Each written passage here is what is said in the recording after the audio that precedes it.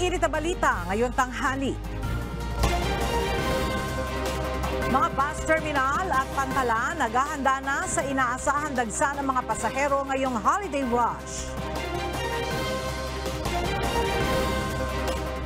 Oras ng biyahe ng MRT, LRT at PNR pinalawig ng DOTR hanggang December 23. Piston at iba pang grupo dudulog sa Korte Suprema upang humiling ng TRO laban sa deadline ng franchise consolidation. Naitalang COVID-19 positivity rate sa Metro Manila sumipa sa 21% ayon sa Octa Research Group. Gas pollution sa Kapitolyo ng Iceland, inaasahan na kasunod ng pagsabog ng bulkan. At 3 araw na simultaneous mass blood donation ng Members Church of God International nagsimula na.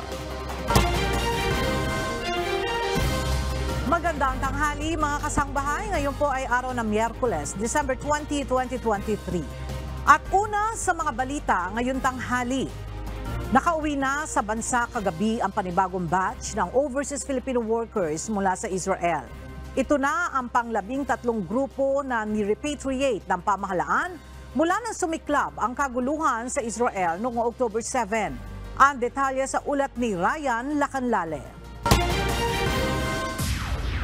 18.5 taon ng OFW sa Israel sila Arnie. Kaya mahirap para sa kanyang iwanan ang tinuring niyang pangalawang tahanan. Sa tagal niyang namamalagi roon, ngayon lang umano niya naranasan ang mahabang digmaan sa pagitan ng Israel at Palestine. Ayaw man sana niyang umuwi, minabuti na rin niyang sumama sa mga nagpaparepatriate dahil sa takot na madamay sa gulo. Pero ayaw ko pang umuwi dahil nga nagpapaaral po ako ng kolehiyo, tsaka gusto ko rin na magandang kinabukasan ng anak ko, pero dahil sa takot ko rin at nervyos ko, yung araw-araw na minsan hindi ka rin kasi makakatulog dahil dun sa naririnig mo ng mga bomba. Isa lamang sila Arnie sa 37 Pilipino na dumating kagabi mula Israel. Gaya ng mga naunang batch, tatanggap din ang mga ito ng financial assistance mula sa pamahalaan. And so far po, nabigyan naman natin sila ng financial assistance from Lebanon and from Israel na 50,000 pesos each, hotel accommodation, and then transportation assistance hanggang makauwi sila sa kanilang province. Plus, may reintegration package pang naghihintay para sa mga OWA members. So far, meron na pong overall, kasama po yung mga galing po ng Palestine, nasa 26 batch na po ang natatanggap sa nabibigyan natin ng tulong from DSWD, a total of 528 both families po na galing ng Palestine at individuals na OFWs, and more than 9 million po na po ang nadidisperse. Ayon sa Department of Migrant Workers, nasa mahigit 70 pa ang pending request ng ating mga kababayang ibig magpa-repatriate mula sa Israel. Our Migrant Workers Office and OWA in Israel, they're still working on another batch. We really cannot say because it's quite difficult to get tickets. We have the funds to get the tickets, but the flight, it's very difficult to get now the flights. Sa kabuuan, umabot na sa 413 Pilipino sa Israel ang napauwi na mula nang sumiklab ang giyera sa pagitan ng Hamas at Israeli Defense Force. Ryan Lacanlale, UNTV News and Rescue. Diyos ang aming sandigan, serbisyo publiko ang aming pinahahalagahan. Bukas sina Senator J.B. Ejercito at Francis Tolentino sa pag-amyenda ng economic provisions ng 1987 Constitution. Sa gitna ito ng malamig na pagtanggap ng iba nilang kasamahan sa Senado. Ang detalye sa ulat ni Rosa Licoz. Patapos na ang taong 2023, subalit nag-umpisa ng maging mainit na usapin ang panukalang amyendahan ang saligang batas ng bansa. Sa Kamara, ipinagpauna na ni House Speaker Martin Romualdez na pagtutuunan nito ng pansin ng mga mambabatas upang maisulong ang pag-unlad ng ekonomiya at mas maraming mamuhunan sa bansa. Subalit nagpahayag na agad ng agam-agam ang ilang senador kaugnay ng issue. Sina Senador JV Ejercito at Francis Tolentino naman bukas na pag-aralan ng panukalang amyendahan ang economic provisions ng 1987 Constitution. If it's economic provisions, I think the Senate will agree to it. Ako personally, I think we just have to be open because the 1987 Constitution is almost 30 years old. The world has really evolved. Wala pang no such thing as a World Wide Web, Internet. The world has become much smaller. I agree, yung economic provisions especially. Ako, economic provisions lang to make our country more competitive. We have to adapt to the situation. Yung economic provisions, yes. Kung ano yung napagkasunduan, dapat sundin. Yun ang danger. Pero balik ako dun sa sa statement ko, it is my intention to honor an agreement. Dapat siguro kung ang agreement ay economic provisions. Ayon pa kay Senador Ejercito, dapat maging malinaw din ang gagawing paraan ng pagboto ng mga miyembro ng dalawang kapulungan ng Kongreso sa pag-amyenda sa konstitusyon. Samantala, naniniwala naman itong maselang usapin para sa publiko ang issue ng term extension. In terms of political, kung wag yung political kasi, pinakialaman, I don't think people would agree to that. Diba? Naging na kasi, past experience, kaya nga po nagkaroon ng term limits because people do not want an abuse of power. No? So, kailangan maliwanagan siguro kung talaga economic provisions. Para kay Senador Juan Edgardo Sani Angara, maaaring napapanahon na talaga para ikonsidera ang pagbabago sa 1987 Constitution. Subalit para kay Senate President Juan Miguel Mig-Zubiri naman, dapat tanungin muna ang taong bayan kaugnay ng charter change. Rosa Licoz, UNTV News and Rescue. Diyos ang aming sandigan, serbisyo publiko ang aming pinahahalagahan. Wala pang napipintong kapalit ang Senado sa iiwanang pwesto ni Senator Francis Tolentino bilang chairman ng Blue Ribbon Committee. Ngunit nangako itong tutulong pa rin para mas mapabuti at mapalakas pa ang komite. Narito ang report ni Joanne Nano. Pagtupad sa kasunduan, ito ang dahilan kaya't bibitawan na ni Senator Francis Tolentino ang pamumuno sa Blue Ribbon Committee at pagiging miyembro ng Commission on Appointments. Ayon sa senador, batay sa agreement, hanggang sa katapusan na lang siya ng taon magsisilbi sa dalawang komite. In fulfillment of a sacred commitment to serve as Blue Ribbon Committee Chairman and member of the Commission on Appointments for a concise term of 1.5 years, I find it both a duty and an honor to uphold the essence of a prior agreement.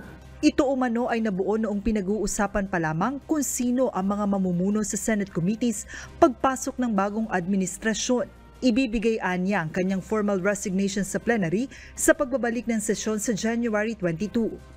Hanggat wala pang kahalili, nandun pa ako in transition and I will endeavor to have a seamless transition and to assist whoever will be the replacements for both seats. Tiniyak naman ni Senator Tolentino na hindi dito nagtatapos ang kanyang trabaho.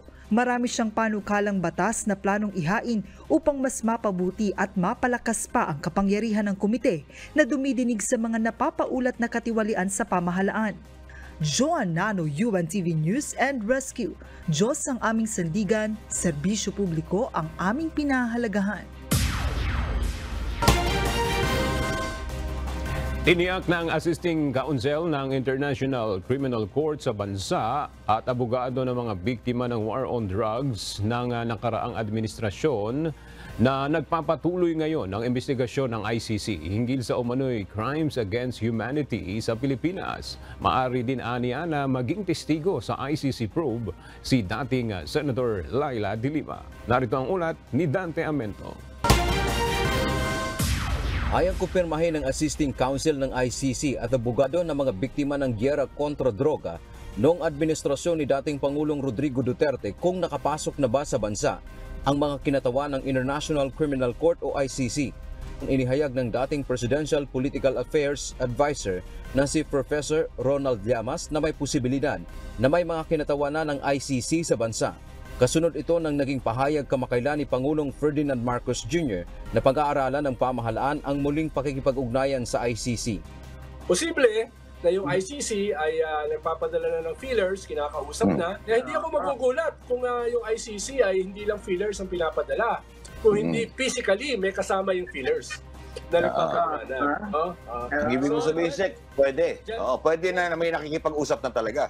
Posible yun, no? Posible. Dahil sabi ng gobyerno, pag-aaralan nila. Mas magandang pag-aaralan kung may kausap sila.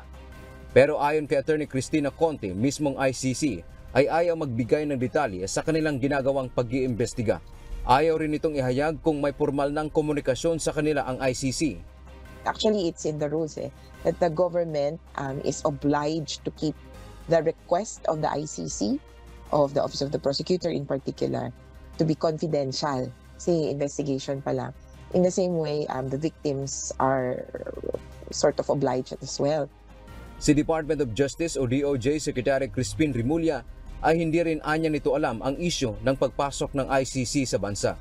Wala rin daw silang natanggap na pakikipag-ugnayan sa kanila na dapat gagawin ng ICC bilang kortesiya sa pamahalaan. Pero ang tiniyak ni Attorney Conte, tuloy-tuloy ang paggulong ng ICC investigation. May mga pagkakataon na nagtungo siya sa ICC, ngunit hindi siya nagbigay ng maraming detalye sa ginawa niya doon.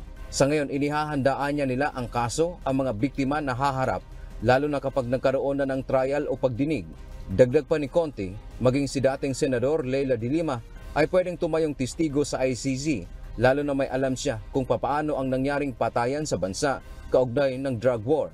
Siya man ay biktima rin umano matapos makulong ng drug cases. Hindi lamang ng presidente pa si Duterte, kundi pati noong nag-imbestiga ang Commission on Human Rights sa patayan sa Davao City mula 2011 hanggang 2016 na umano'y pakana ng Davao Death Squad. Dito, palagay ko yung report ng CHR tungkol sa Davao Death Squad, posibleng maging bahagi ng investigation. At si Secretary de Lima ay maaring maging witness. Okay? Pwede siyang maging pattern witness o kaya yung saksi na magpapatunay dun sa kung anong nangyayari, pagkakadikit-dikit, pagkakawing-kawing ng mga insidente. At dahil sa bagong development ngayon sa Kongreso, partikular sa Kamara, na may nagsusulong na makipagtulungan sa ICC, pabor na anya ito sa kanila na mga naghahangad ng katarungan, bagamat nasa Pangulo pa rin ang huling pasya rito bilang foreign policy. Alam ko na mukhang dinidikit ito sa politika, pero sa bahagi ng mga biktima, ang posisyon naman namin ay ang panawagan para sa katarungan, it will last. It will be, kumbaga, it will continue even through different administrations.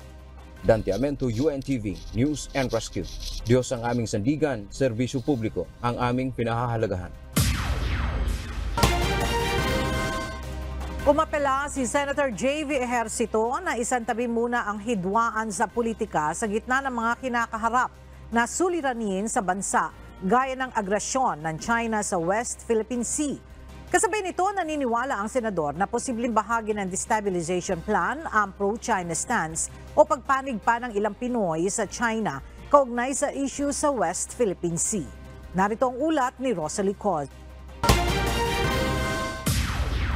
Calling for a ceasefire muna on hostilities on the different political groups and let us work together, no? Kasi ang dami talagang problema. It will be difficult for us to be able to surpass all of these challenges kung ganito kaaga pa lang nagbabakbaka na tayo. Mahihirapan ang bansang makahikayat ng mga mamumuhunan kung ngayon pa lang mayroon ng political instability sa bansa. Dagdag pa ni Senator J.V. Ejercito, sa gitna rin ng maraming suliraning kinakaharap natin, dapat isantabi muna ang pamumulitika, lalo na't kabilang sa malaking hamon natin ngayon ang agresyon ng China sa West Philippine Sea. Dagdag pa ng senador, posibleng may kaugnayan din ang bangayan sa politika sa 2028 elections. So it's too early. Again, ang hirap talagang magtrabaho pag pumapasok yung political bickerings. Nagpahayag naman ng pagkadismaya ang senador sa mga kababayang pro-China at anyay pumapanig pa sa Beijing sa issue ng maritime dispute sa West Philippine Sea. Naniniwala itong posible nang nagagamit ang mga ito sa destabilization efforts laban sa PBBM administration. The sad thing about it is that this might be part of a destabilization plan, no? Hindi po malayo because we have that conflict in West Philippine Sea. So para po mawala yung attention doon, guguluhin tayo dito internally, mag-aaway-away tayo. Bukod sa ibang opisyal ng pamahalaan, nakakatanggap din ng pag-atake sa social media ang senador mula sa mga vlogger at troll dahil sa kanyang posisyon sa West Philippine Sea issue. Panawagan naman ito sa mga kababayan sa halip na mag-away-away kaugnay ng issue, sama-samang manindigan laban sa pang-aagrabyado ng China sa karapatan natin sa teritoryo at soberanya. Rosalie Coz, UNTV News The Rescue. Diyos ang aming sandigan, serbisyo publiko ang aming pinahahalagahan. Isinagawa kahapon ang preliminary investigation sa mga reklamong kidnapping at serious illegal detention laban kay Police Major Alan De Castro. Kaugnay ito sa pagkawala ng Miss Grand International candidate na si Catherine Camilon. May apela naman ang ina ni Catherine sa police officer. Narito ang ulat ni Lea Ilagan. Tikom ang bibig ng abogado ni Police Major Alan De Castro sa kinakaharap na reklamo kaugnay sa pagkawala ni Catherine Camilon. Hindi nagpakita sa preliminary investigation ng Piskalya sa Batangas City kahapon si De Castro. Pati ang bodyguard driver nito na si Jeffrey Magpantay. Ngunit sinabi ni Attorney Ferdinand Benitez na oras na makakuha sila ng kopya ng formal na reklamong kidnapping at serious illegal detention ay sasagutin nila ito. Wala pa kaming kopya ng complaint. So, ngayon pa lang. So, by procedure, we don't know what to answer yet. Hiling naman ang ina ni Catherine kay Major De Castro. Ibalik na lang sa kanila ang kanyang anak. Kailangan magpakatatag kahit sobrang mahirap. Sa ako. Magulang ako nanay ako na walang ibang hahangarin para sa mga anak, kundi yung kaligtasan basta yung gusto ko bumalik siya. Itinakda ang ikalawang pagdinig sa January 9 na inaasahang dadaluhan ni Major De Castro at driver nito upang magsumite ng kanilang counter affidavit. Lea Ilagan, UNTV News and Rescue. Diyos ang aming sandigan, serbisyo publiko ang aming pinahahalagahan. Nahuli ng mga otoridad ang isang dating overseas Filipino worker dahil sa umano'y pagkiklaim ng illegal na droga mula pa sa ibang bansa. Ang suspect ay naaresto matapos na makatanggap ng impormasyon ang mga tauhan ng Philippine Drug Enforcement Agency o PDEA sa paparating na droga. Mula sa Camp Crame, nagbabalik si Lea Ilagan live. Yes, Lea, magandang tanghali sa'yo.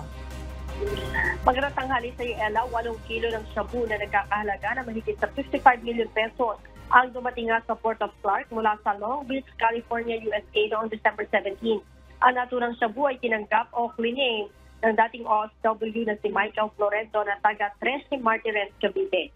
Kaya naman matapos na makatanggap ng impormasyon ng PDEA kaugnay sa kontrabando, agad silang nagsagawa ng operasyon. Nakuha sa suspect ang mga imported na shabu. Si Florento ay nakakulong ngayon sa PDEA San Fernando, Pampanga at nakaharap sa kaso paglabag sa Republic Act 9165 o Dangerous Drugs Act of 2002. Ella? Alright, maraming salamat, Lea Ilagan. Nakatakdang maghain mamayang hapon ng petisyon sa Korte Suprema ang transport group na Piston kasama ang iba pang mga grupo. Inaasahang may kaugnayan ito sa nalalapit na deadline ng franchise consolidation na bahagi ng PUB Modernization Program. Mula sa Maynila, makibalita tayo kay Dante Amento live. Dante, ano yung layo ng kanilang petisyon na ihahain sa Korte Suprema? Magandang tanghali aga, maghahain nga sila ng petition for certiorari at hihiling na ideklara null and void o walang bisa ang Department Order number 2017-11 ng Department of Transportation o DOTR. Ito ay ang Omnibus Guidelines on the Planning and Identification of Public Road Transportation Services and Franchises at ilang circular ng Land Transportation Franchising and Regulatory Board o LTFRB gaya ng Consolidation of Franchise Holders. Nais din ang grupong Piston, Commute na maglalabas ng Temporary Restraining Order o TRO ang Korte Suprema para pigilan ang DOTR, LTFRB sa pamamagitan ni Secretary Jaime Bautista at Chairman ng LTFRB na si Teofilo Guadis III na ipatupad ang PUV Franchise Consolidation.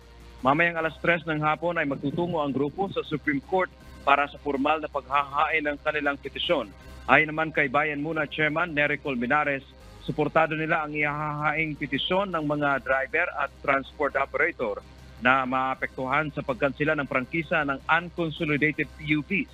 Katuwang din umano sila sa pag-draft ng ihahaing petisyon at maging ng legal support ay magbibigay din sila. Libu-libong driver umano ang maapektuhan pati na ng mga commuter. Yan ang ating update. Balik sa iyo, Aga. Maraming salamat, Dante Amento.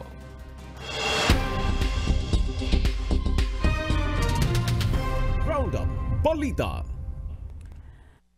Nasabat ng Bureau of Customs ang mahigit sa 17 million pesos na halaga ng sigarilyo na tinangkang ipuslit sa may Sultan Kudarat, South Cotabato. Ayon sa BOC, nangyari ang insidente noon December 3 kung saan nahuli ng mga otoridad ang isang motor bangka na naglalaman ng 22,700 reams ng iba't ibang brand ng mga sigarilyo. Matapos na makatanggap ng intel report, agad na nagsagawa ng operasyon ang BOC katuwang ang Naval Force Eastern Mindanao kung saan nahuli ang motor bangka na naglalaman ng mga kontrabando. Pati na ang 6 na individual na nag-ooperate nito. Dinala na sa Naval Intelligence Security Group ang mga suspect na ngayon ay naharap sa paglabag sa Customs Modernization and Tariff Act for outright smuggling.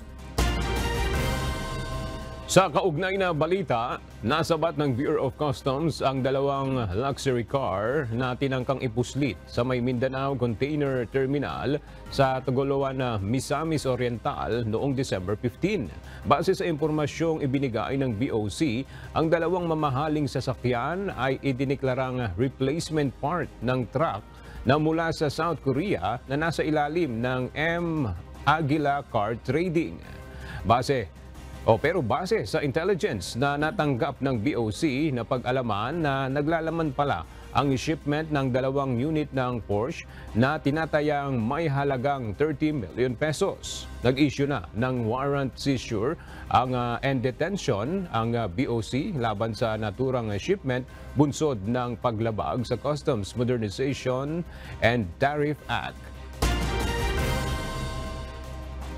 Nanguna ang SIM registration sa top trending searches ng Google sa Pilipinas.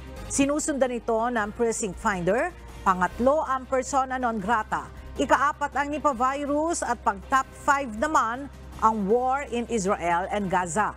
Kasama rin sa top 10 trending searches sa Google Philippines ang Lato-Lato Typhoon Egay Updates, Taal Volcano Update, Turkey Earthquake at Mocha Farm.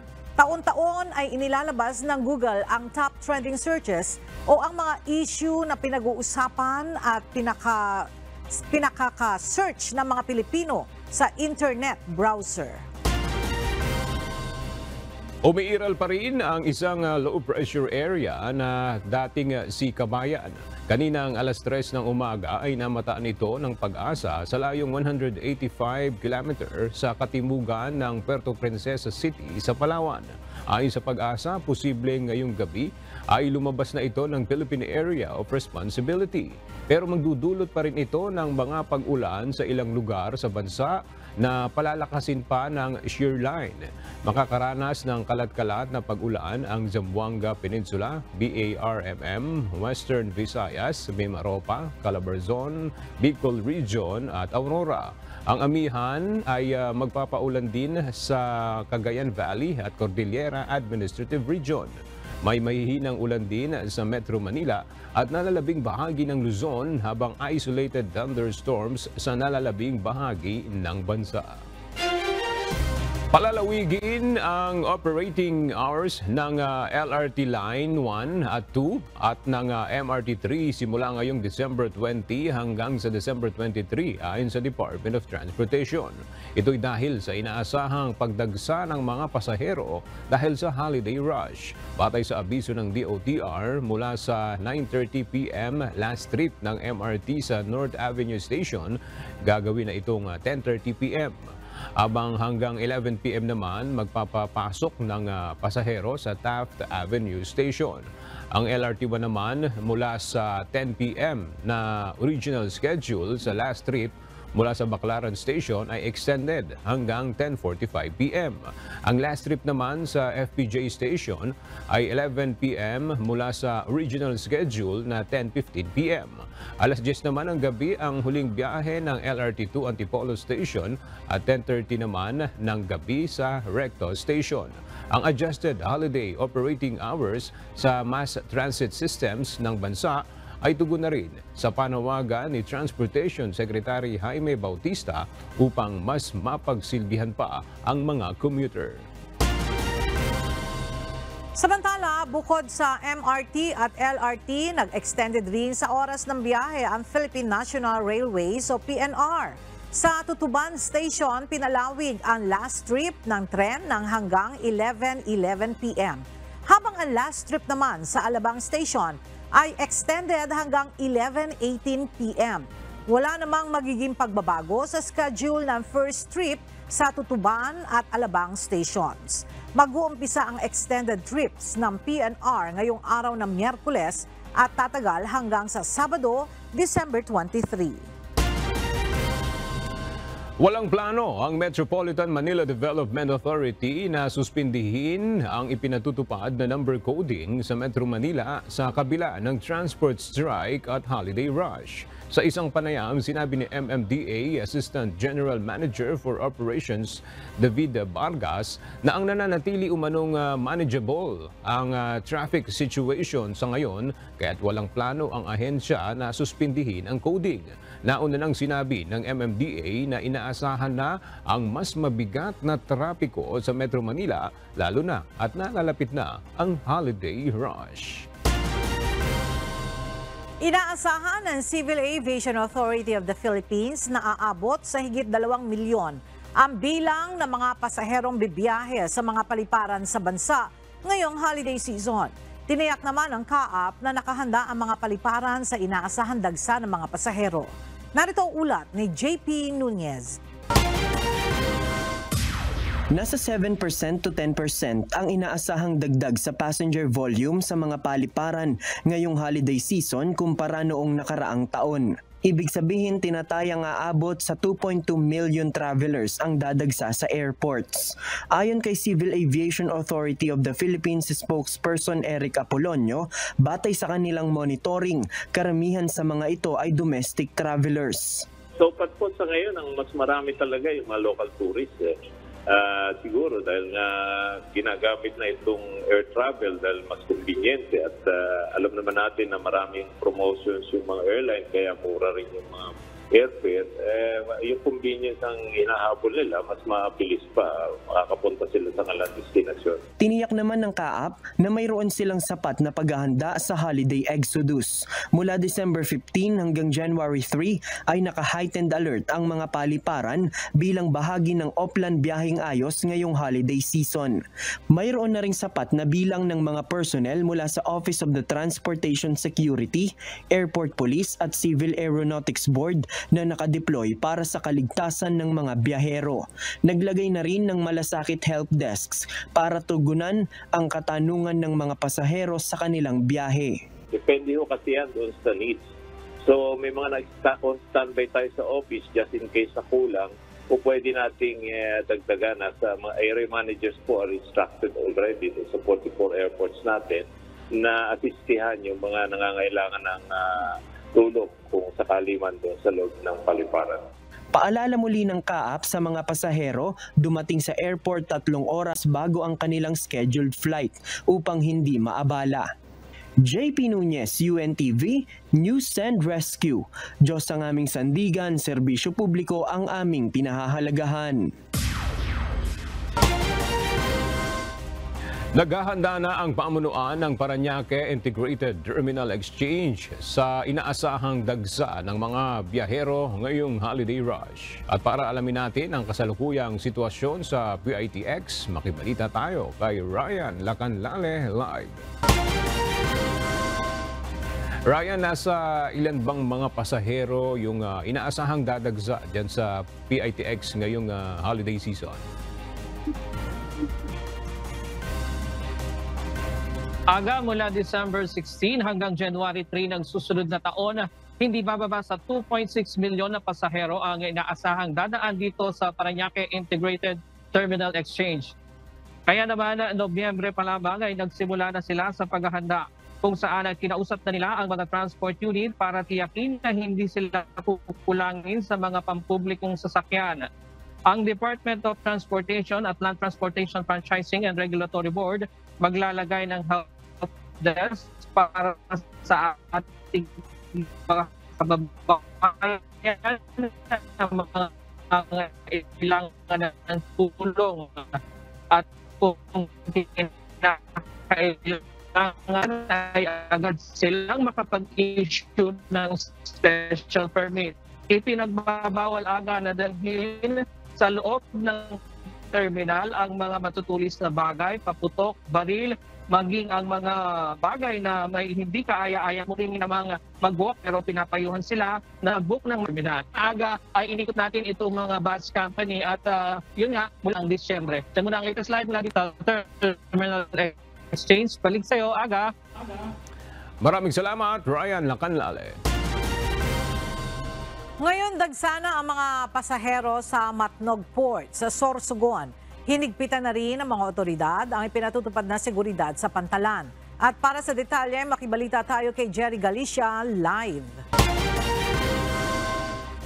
Jerry, sa taya ng Philippine Ports Authority, nasa mga ilang pasahero ba ang inaasahan dadagsa sa Matnog Port? Yes, Ella, sa Philippine Ports Authority, tinatayang nasa 10,000 pasahero ang posibleng tumagsa simula ngayong araw sa pantalan ng Matnog, Sorsogon. Kumpara ito sa isinagawang monitoring ng Philippine Ports Authority na halos dumoble ang bilang ng mga sasakyan at mga pasahero pumapasok at tumatawid sa Matnog Port patungong Allen Summer nitong mga nakaraang araw. Sa datos ng PPA Matnog, umabot na sa mahigit 4,500 ng mga pasahero na dati nasa 1,000 lamang at nasa 1,000 na mga sasakyan na dati nasa 500 nitong araw ng Lunes. Pero simula na ngayong araw ay nasampa ng PPA na tataas pa ang bilang na abot hanggang 10,000 kada araw ang mga pasahero habang papalapit ang holiday season. Hindi pa tayo nagpipeak. Siguro mga by Wednesday, Thursday, Friday.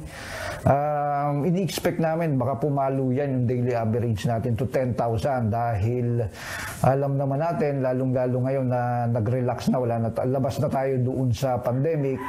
Siguradong iti-take advantage ng mga kababayan natin yan, magsisiuwian yan. At yun naman, kasama yun sa forecasting natin. Kaya nga sa ngayon, itong 13 Ro-Ro vessel, may coordination na tayo sa Marina at yun nga, sana kung po pwede, madagdagan itong 13 Ro-Ro vessel natin. Kaya nagpapatupad naman ang mahigpit na seguridad ng PPA Security at ang Philippine Coast Guard sa mga pasahero pumapasok sa pantalan. Bunsod na naka-alert status na din ang mga security forces dahil sa papasok na holiday season. Nagsasagawa din ng paneling inspection gamit ang K9 unit sa mga sasakyan sinasakay sa mga barko maging sa mga bagahe ng mga pasahero. Maging yung mga sasakyan na nasa labas pa ng Matnog o Matnog Port ay nasa kalsada ay sumasailan sa security inspection na mga kawin ng Coast Guard maging ng mga miyembro ng PNP, katulong din ng mga militar. Bagamat nagkakaroon ng kaunting delay ang biyahe ng mga Ro-Ro vessel sa madaling araw, gusto naman laking alon ay patuloy-tuloy naman ang pagbiyahe ng mga ito. Pakiusap naman ng PPA na sumunod pa din sa health protocol na magsuot ng face mask at magugas na kamay upang makaiwas sa panibagong sakit o ang walking pneumonia na gaya ng trangkaso na pumasok sa bansa. Yan ang balita mula dito sa Bicol Region. Balik sa iyo, Ella. Maraming salamat, Jerry Galicia. Nagpaalala ang pamunuan ng pambansang pulisya sa mga tauhan nito at maging sa mga pribadong individual sa pagpapaputok ng baril ngayong holiday season. Ayon kay PNP Public Information Office Chief Police Colonel Gene Fajardo, mahigpit na ipinagbabawal ang paggamit ng kanilang mga armas sa kasiyahan. Narito ang report ni Lea Ilagan. Wala pang namomonitor na insidente ng illegal discharge of firearms sa Philippine National Police ngayong holiday season. Kaya naman, ngayon pa lamang, mahigpit na ang babala ng PNP sa kanilang mga tauhan at mga pribadong individual na magpapaputok ng baril bilang bahagi ng kasiyahan. Ayon kay PNP Public Information Office Chief Police Colonel Gene Fajardo, hindi sila mangingiming kasuhan maging ang mga pulis na mahuhuling magpapaputok ng baril. Di dapat nila gamitin in any form of revelry itong mga issued firearms nila, and even yung mga privately owned firearms po nila, dahil para maiwasan po na maka-aksidente. Alam po nila na ang mabigat po yung kakaharapin nilang kaso kung sakasakali po na sila ay mapapatunayang nagpaputok po ng kanilang baril. At this early pa lang po ay minomonitor na po natin kung may mga namomonitor po tayo at nai-record po tayo ng mga illegal discharge of firearms at saka yung mga biktima po ng stray bullet. Kaugnay nito, wala pa namang desisyon ang pamunuan ng pambansang pulisya kung lalagyan ba o hindi ng tape ang muzzle ng baril ng mga pulis. Iniintay pa rin po natin kung yan pa rin po yung magiging practice this year, dahil nga for the last couple of years ay hindi na nga po natin ginawa yan yung muzzling po ng ating mga baril, dahil nga on hindsight nga po tinitingnan natin yan, dapat kapag ang mga pulis natin kailangan rumisponde ay talagang ready nilang magamit yung kanilang mga baril. But that being said, hindi naman ibig sabihin na yun yung magiging first recourse po natin kapag tayo po ay rumiresponde sa anumang tawag po ng tulong. Simula 2018 hanggang 2023 ay hindi na sinelyuhan ang muzzle ng baril ng mga pulis. Base sa datos ng PNP, January 18 hanggang January 21, walang naitalang tinamaan ng ligaw na bala ang PNP, habang mayroon namang tig-isa na naitala noong January 2022 at January 2023. Lea Ilagan, UNTV, News and Rescue. Diyos ang aming sandigan, serbisyo publiko ang aming pinahahalagahan.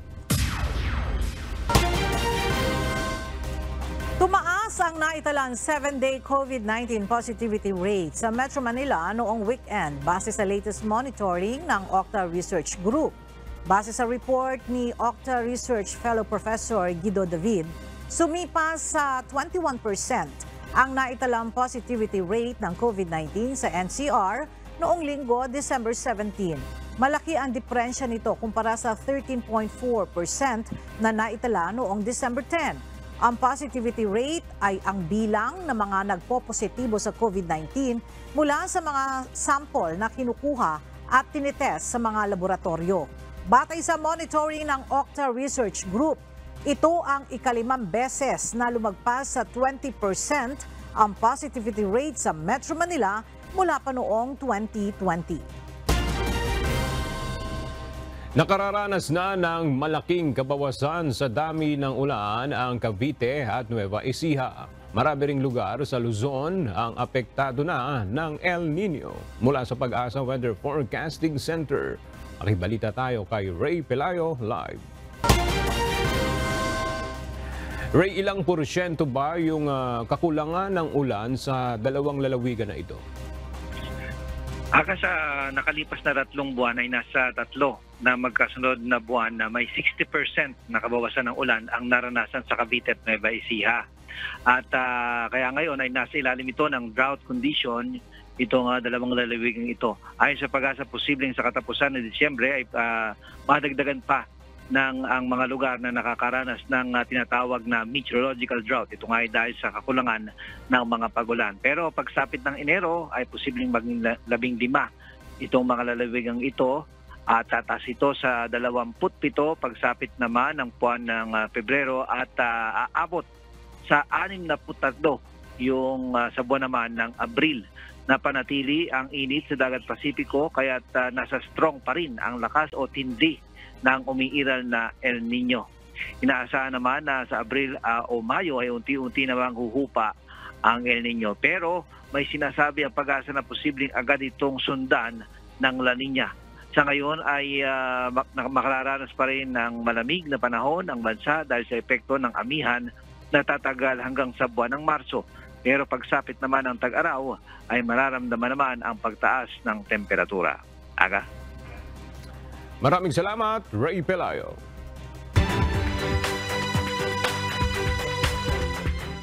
Umabot na sa mahigit 50 mga pamilya sa probinsya ng Palawan ang inilikas kagabi bunsod ng mga pag-ulan at pagbaha na dulot ng umiiral na low pressure area. Ilang bahay rin ang nasira dahil sa pagbaha sa lugar. At mula sa Puerto Princesa, Palawan, makibalita tayo kay Andy Pagayona live. Andy, kamusta ang sitwasyon nitong mga inilikas na pamilya dyan sa Palawan at matatagalan ba bago sila pauwiin sa kanilang mga bahay? Ella, sa ngayon hinihintay pa natin na bumuti yung panahon at ito rin yung sinasabi sa ating kanina kung kailan bubuti yung panahon saka lamang pauuwiin yung ilang mga pamilya na natitira pa doon niya sa mini city hall, particular dito nga sa barangay Luz Biminda. Sa ngayon kasi Ella, patuloy yung pag-ulan at kanina yung nasa likuran natin ay mataas na naman yung tubig sa ilog kaya umabot na naman doon sa ilang mga kabahayan kaya pinabalik na naman yung mga pamilya sa mini city hall.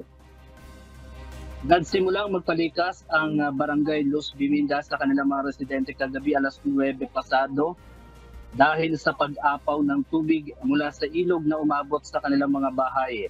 Ayon kay Bong Amurao, ang Deputy Mayor ng mini city hall ng Puerto Princesa, agad nilang pinalikas yung mga residente na malapit sa mga ilog. Dinala ito sa mini city hall ng Puerto Princesa at doon binigyan ng kanilang mga pangangailangan. Paglipas din umano ng ilang oras, ang iba ay bumalik din sa kanilang mga bahay dahil sa kapuan ay mayroong 59 na pamilya ang inilikas sa dalawang barangay. Ito ay ang barangay Luz Biminda at barangay Santa Lucia dito sa Puerto Princesa. Ella, sa ngayon, ito nga, yung nararanasan natin ay pabugso-bugso yung pag-ulan at yung ating mga otoridad ay patuloy din na nakantabay dito para nga i-monitor itong mga residente na nakatira malapit dito sa may ilog, particular dito nga sa barangay Biminda. Yan mo ng latest. Balik na yun, Ella. Maraming salamat, Andy Pagayona. Bagamat hindi na mandatory ang paggamit ng face mask, pinapayuhan pa rin ang mga residente sa Baguio City na mas mainam pa rin ang magsuot nito kapag nakasakay sa public transportation at kapag nasa lugar na hindi maganda ang ventilation. Layo ng hakbang na maiwasan ang hawaan ng sakit, lalo pa ngayon na malamig na ang klima sa Baguio. At para sa detalye, makibalita tayo kay Grace Flores live. Grace, ramdam ba ang lamig ngayon dyan sa Baguio at ano ba yung latest temperature dyan? Yes, Ella, magandang tanghali. Ramdam na nga ang lamig dito sa City of Pines. Kaninang alas 5 ng umaga ay naitala ang 17 degrees Celsius. Naitala nitong Burmans, November 19, ang nasa 13.4 degrees Celsius. Ang naramdamang lamig na siyang pinakamababa mula nang pumasok ang amihan season. Nanawagan ang mga otoridad sa kalusugan sa reyon ng Cordillera sa publiko na magsuot ng face mask kapag nasa mga pampublikong lugar upang mabawasan ang posibilidad ng pagkalat ng virus habang lumalamig ang panahon. Ayon kay Regional Director ng Department of Health Cordillera, Dr. Rio Magpantay, hindi ito sapilitan ngunit hinihikayat ang publiko lalo na kung ikaw ay may trangkaso at masama ang pakiramdam na magsuot ng face mask upang maiwasan ang paghahatid ng anumang sakit sa mga mahal sa buhay at sa publiko kapag lalabas ng bahay. Dapat aniyang laging alalahanin ng mga tao ang karanasan sa panahon ng pandemya kung kailan ang paggamit ng mga face mask ay ipinag-uutos upang maiwasan na mahawa o makahawa sa iba. Ayon kay Acting City Health Officer Dr. Celia Flor Brillantes na hinihikayat ang mga residente at bisita na magsuot ng face mask dahil inaasahan ang mga sakit na tulad ng respiratory at trangkaso, lalo na kapag bumababa ang temperatura sa panahon ng Burr months hanggang Pebrero ng susunod na taon. Naitala ng Baguio Station ng Weather Bureau ang 13 degrees Celsius, ang pinakamababang temperatura sa lungsod na itong ngayong taon noong November 19 at muli noong November 22. Ang pang-araw-araw na average na temperatura sa lungsod ay nasa 17 degrees Celsius. Yan muna ang balita mula dito sa Baguio City. Balik sa iyo, Ella. Maraming salamat, Grace Flores.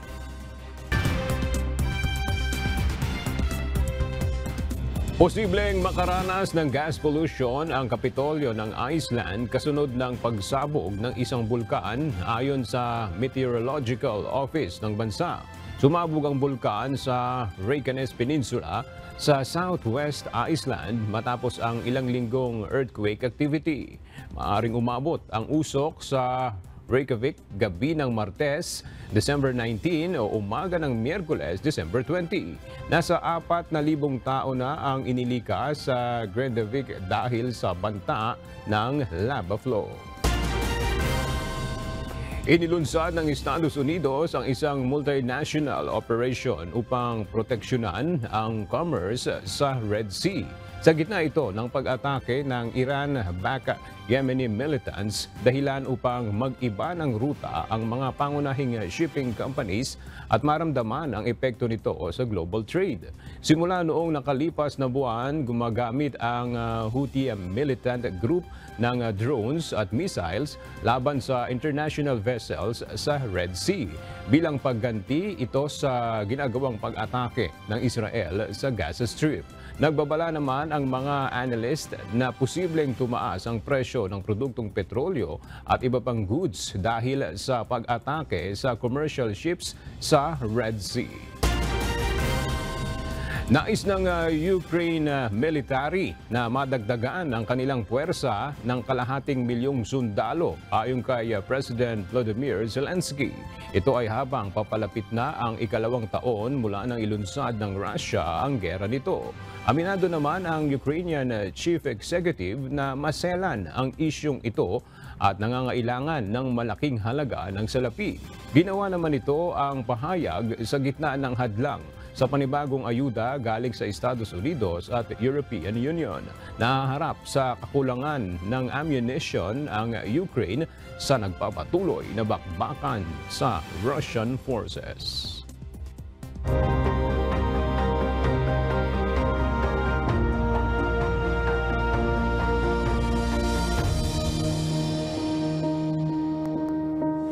Sinimula na ngayong araw ang mass blood donation ng Members Church of God International sa Apalit, Pampanga.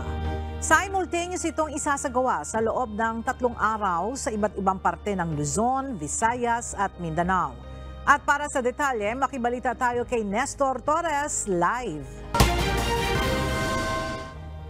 Nestor, marami na ba ang nagdo-donate dyan sa lugar mo sa Apalit, Pampanga? At hanggang anong oras ba yung cut-off dyan ng blood donation? Ella, tama ka. Maraming na nga yung mga nagtungo dito sa Apalit, Pampanga, dito sa Convention Center para nga mag-donate ng dugo. Kung saan umabot na nga ito ng nasa 173 ngayong alas 12 ng tanghali at marami pa. Ito ay hanggang alauna lang yung cut-off sa lahat ng mga donors na ibig pang mag-donate. Pasado alas 7 pa lang, marami na ang mga nakapila para mag-donate ng dugo dito sa MCGI Chapel sa Apalit, Pampanga. Total registered na mag-donate ng dugo. Karamihan sa mga donor ay mula sa iba't ibang at Bulacan. Bukod dito sa Apalit, Pampanga ay mayroon pang mahigit 30 venue na isasagawa ang sa Luzon, Visayas at Mindanao mula ngayong araw hanggang sa araw ng Biyernes, December 22 sa pangunguna ng Members Church of God International at sa pakikipagtulungan ng Philippine Blood Center at ng Department of Health. Dito sa Apalit, ang katuwang sa mass bloodletting ay ang Sebilingad Memorial General Hospital. sa nasabing mga venue, 15 sa Luzon. Sa Visayas ay 6 at sa Mindanao ay 12. Sa kabuuan ay nasa 33 venue nationwide ang meron sa MCGI bloodletting. Ang MCGI ang regular top donor sa buong bansa kung saan ilang beses na rin ginawaran ng pinakamataas na parangal ng Philippine Blood Center, Gawa Jose Rizal at Dugong Bayani Award ng DOH. Ngayong taon, mula January to November, ay umabot na sa 16,000 ang nakapag-donate ng dugo sa MCGI. Mula ito sa donor ng MCGI sa iba't ibang venue sa Luzon, Visayas at Mindanao. Hanggang alauna nga lang itong inaasahan na ELA na para doon sa mga gusto pang mag-donate. Pero sa ngayon ay umaabot na mga nagpaparehistro na nasa 500 ngayon. At 173 na nga dito yung nakapag-donate. Pero puno-puno po yung sa ngayon yung mga nag-donate na dugo. Ang mga kwalifikasyon lamang na para mag-donate ng dugo ay yung edad 70 years old na with consent ng kanilang mga magulang. At pwede rin naman yung mga citizen basta sila ay regular na donors at aprobado na tapasa dito sa mga doktor na sila yung mga nag-i-screen para sa mga nag-donate ng dugo. Pero sa ngayon talagang jam-pack at marami talaga yung mga nagpunta rito sa chapel para lang sa chapel ng MCGI sa Kilagi na kung saan ay maraming mga gustong tumulong para sa mga kababayan natin na nangangailangan ng dugo para makatulong din pangdugtong ng kanilang mga buhay. At motivate slide mula dito sa Apalit, Pampanga. Balik sa iyo. Ella? Nestor, meron din ba tayong blood donation sa Quezon City dahil gustong-gusto ko talagang mag-donate ng dugo? Yes, Ella, may mga lugar naman na mga kung saan yung may mga donors at pwede sila pumunta. Pero ito ay meron din sa parting Metro Manila. Pero maging sa Quezon City, ito ay meron din. At maging doon sa iba't ibang lugar sa Metro Manila. Bukas pa naman ito gagawin sa Metro Manila. Yung mga schedule ng bloodletting ng MCGI. Okay. Sige, Nestor, thank you at balitaan mo ulit kami, ha? Maraming salamat, Nestor Torres. At sa ating pong iiwang mga salita ng Diyos na ating sandigan mula sa Aklat ng Roma, Kapitulo 12, versikulo 12 na nagsasabi, mga galak sa pag-asa, magmatiisin sa kapighatian, magmatiyagain sa pananalangin.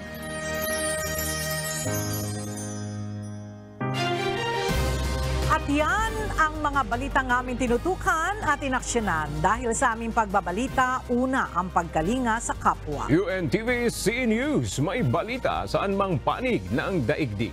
At dito sa UNTV, Diyos ang aming sandigan, serbisyo publiko ang aming pinahahalagahan. Magandang tanghali.